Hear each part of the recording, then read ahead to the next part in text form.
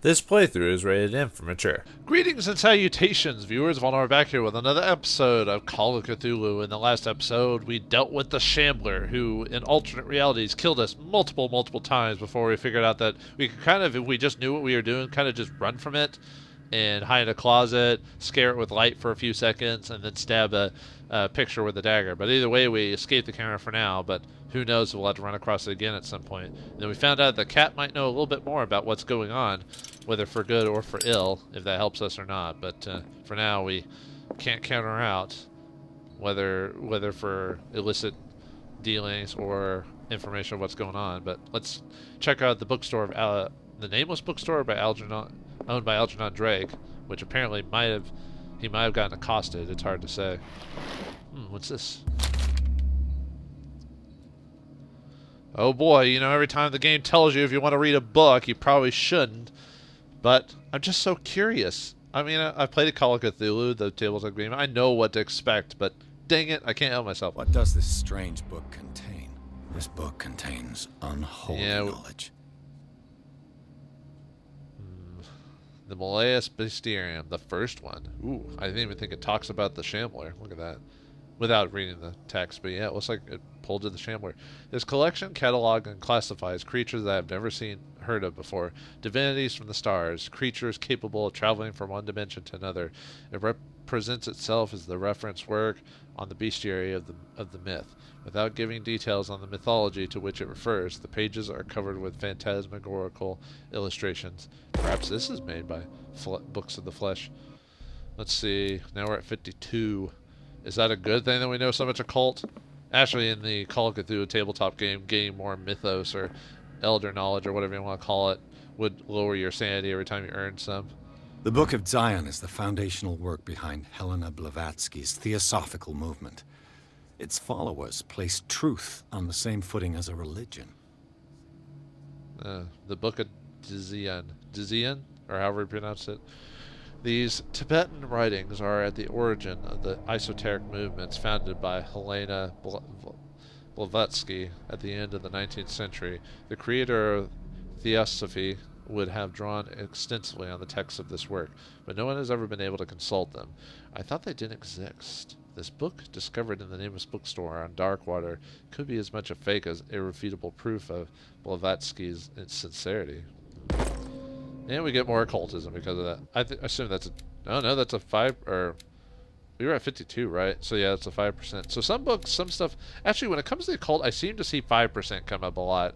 While with medicine, it's 2%. Except for, like, rare circumstances. So, what happens when we keep looking over... I wonder how the game plays if you ignore, like, exploring all the excess stuff.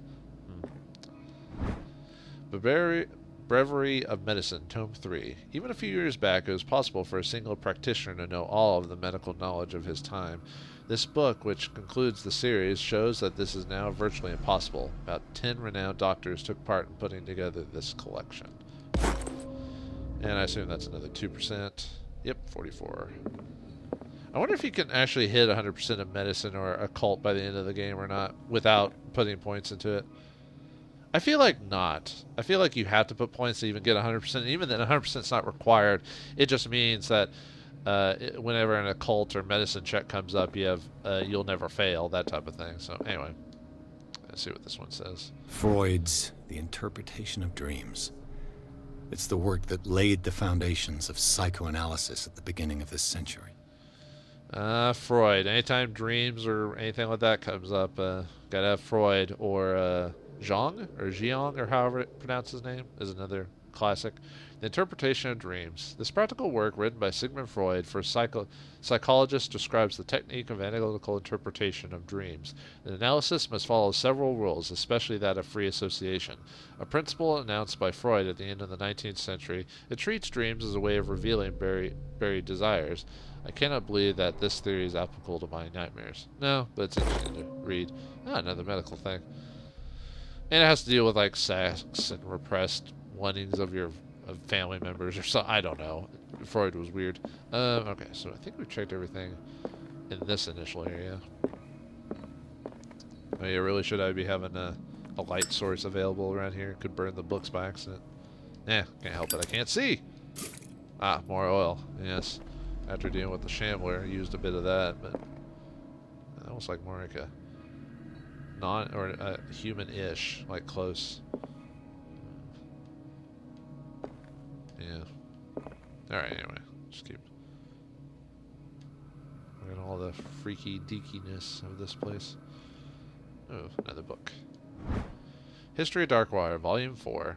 In the 19th century, as the American whaling industry reached its peak in the rest of the world, whales gradually disappeared from the waters surrounding Darkwater. This phenomenon appears even more mysterious because, up till then, the region was a favored refuge for cetaceans. Oh, I can barely read that. Cetaceans? Oh well. In 1847, after months of pursuit, Scylla returns to the port with a gigantic creature on board. Its crew asserts that the sea monster had eaten all the disappearing whales. After a night of ferocious combat, the survivors managed to drag the beast onto the whaling ship. Interesting. That would be almost interesting to see that event, but it's better to not see that stuff and just kind of hear it in tale, so that way it's creepier. Looks like that might be everything in this room.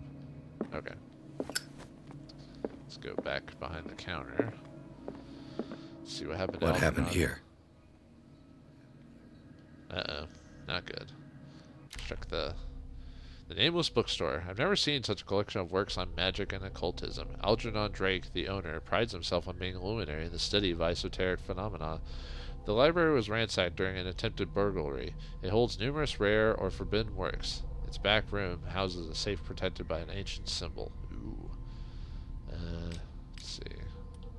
Knowledge, just the books I read.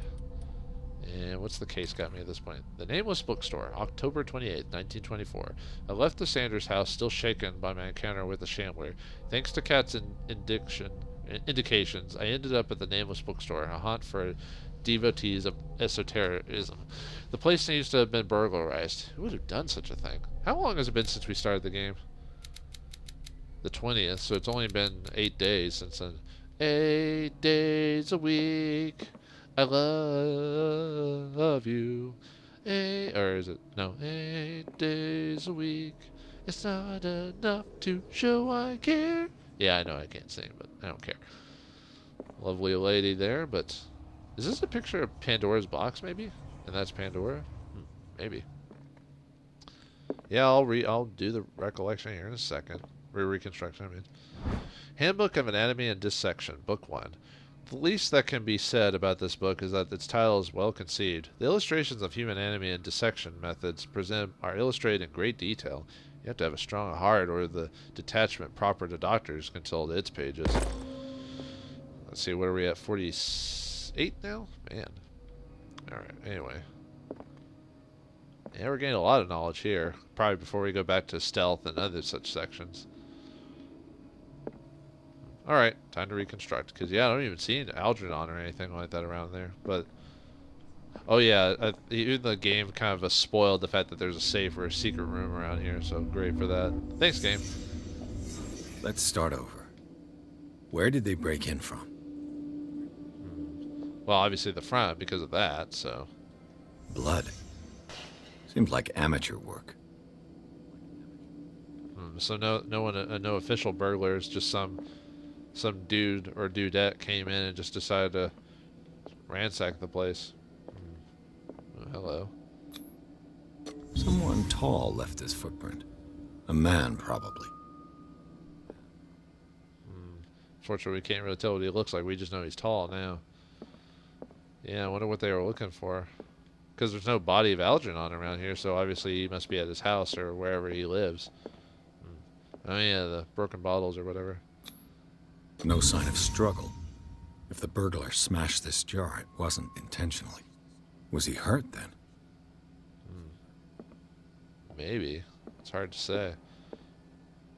Oh yeah, can you not pull out your light source during Huh. I guess it's because it's not an important place to check. Okay. Yeah, I must have seen or done something that caused him to get weak or weak in the knees. Well, you did see a picture of a naked lady. Oh no! No. Let's see. What sort of thief leaves his tools at the crime scene? No, I don't even think I noticed that. What killed all these animals? Oh, are those all rats? And bugs. Ew. And then, yeah, there's painting itself. Nothing else?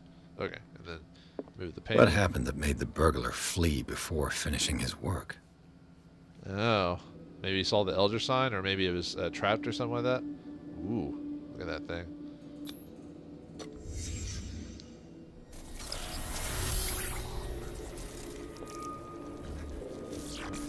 What the? Charles Hawkins? Oh yeah, I forgot he's still alive. Because of the, he got turned into like whatever, so he was here. Huh. It kind of looks like he turns into like his... He changes if you get closer to him. Huh, that's interesting. Looks like the symbol rejected Hawkins.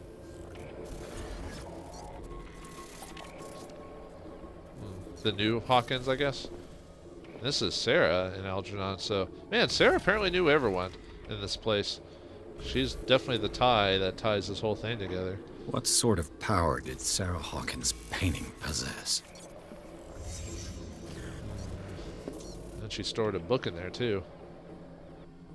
I wonder what that book is. Probably some book on the occult or something like that. Sarah Hawkins helped hide something in this safe. It's too powerful for me to deal with. I probably failed my occult check, I bet is what happened. Because otherwise I would have, Or maybe we were supposed to get... Is that it? Well, nothing else in here anyway. Okay, well, maybe... Let's look around, see if anything else popped up.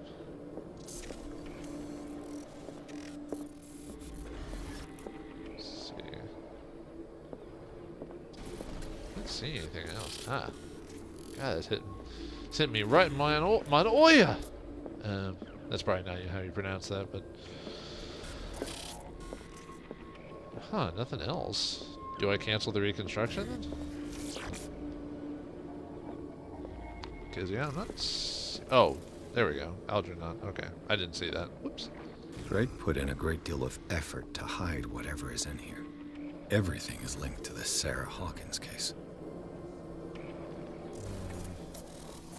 I think that might be it now that the game says me. So, all right, let's close it.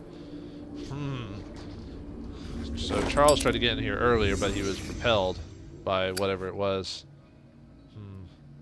Let's see what the diary says. Okay, so we had the first part. Charles Hawkins tried to burglarize Algernon Drake's bookstore. How is it possible, given that he's supposed to be dead?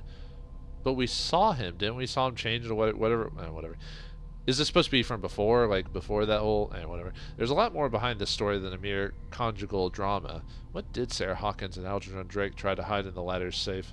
So Algernon Drake, the owner of the bookstore, also knew Sarah Hawkins. The relationship went far beyond that of a seller and a faithful client. She helped him to protect an object. They hid in the back room safe, and Sarah Hawkins painted this strange symbol on the door. Charles Hawkins must have wanted to seal it. I must open this safe and find out what's inside. How can I find that combination? I don't know. Let's find out. Did we get any points for that? Nope. We did lose some sanity, didn't we? Huh, but it doesn't show anything more, though. That's weird. And we're still shaken, so... okay. Clues. Whoops. Yeah, the burglary. The Nameless Bookstore's burglar came through the door. A bit further, some knocked-over objects allowed the trail to be followed into the back room. There, the mess next to the safe confirms the person's aim. However, there is no material evidence to support my hunch as to the identity of the burglar. Charles Hawkins did indeed appear to me, as well as the star symbol on the door of the safe. I cannot determine if the presence of Sarah Hawkins in my projections is the result of the unconscious work of my mind, or whether it proves to be the case obsesses me. Probably both. Okay. And then knowledge of that. Okay. So we need to find the combination. It's 1, 2, 3, 4, 5. Or we could check out where Algernon was at the time during the reconstruction, or what we believe was what he was. Drake left instructions on how to find the combination of his safe. Well, good for that. Is that... Well, shouldn't he put in a more... whatever. A page needs to be hidden here. It is possible to read. If someone finds these memories, there will be no doubt that I am in serious trouble. My last and only hope is that my body and bones are still in this place of reality. In order that they may be recovered and burned, the funeral urn must be given to my dearest mother, if she is still of this world. The following message is of capital importance. Whoever reads these lines and demonstrates equity as sharp as mine can hope to gain access to my most precious possession. It lies within my safe, and the clues to the combination are to be found in 3 cylinders, each hidden where life and study combined in the Greek world. Each cylinder is numbered, even if, as the celebrated author says, order is the pleasure of reason, but disorder is the delight of the imagination. Indeed, despite my preference for organized chaos, I must admit that reason usually prevails in the end. If by chance a person, or should I say a genius, was to match my intellect and find the combination of the safe, I would ask that they deliver its contents into the safekeeping of my friend and colleague, Professor Armitage Miskatonic University. That's also a university that's well known in the Cthulhu universe. The contents of the safe is not only a vast digest of knowledge, but also a weapon that is far too dangerous for it to fall into the wrong hands. I hope that you'll be able to appreciate the danger that this represents, and that you'll be act accordingly. In any event, I will neither be there to guide you nor to suffer from your actions. I see. So we gotta figure out how to open it by some Greek information, or cylinders that deal with that, so let's look around, see if we can find anything. Is everyone on this island taking sleeping pills? You know, before he said that, I was about to say the same thing. I found these sleeping pills in the bookshop. Does the bookseller suffer from insomnia? I bet everyone's having the same nightmares, I bet. What link did he find between Charles Hawkins and an old amulet? The key of the relay file. This key that bears the Elder Sign is the only one able to protect your psyche. It is in the form of a cylindrical medallion hanging at the end of a heavy chain. Hundreds of years ago, the star and the branch, whose purpose is to push back the forces of the great old ones, were engraved at its center. Everything points to it being Charles Hawkins that tore it from its last owner, an Egyptian antique dealer. In the press cuttings that mention the misdemeanor, the date of the robbery coincides with the last Hawkins trip to Cairo. It remains to be seen whether he knows of the true purpose of the artifact. Try to find it. Sold and all that. I see. I guess we have to look around the bookstore for the combinations. And after that, we'll have to we'll have to change the combination on my luggage after that. Okay, before we read all that, I'm going to double check and see if any...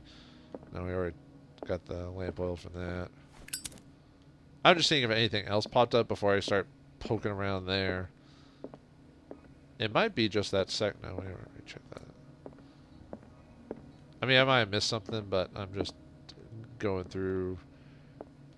Although the game will probably have me go back this way anyway, but I'm just verifying stuff before I do all that.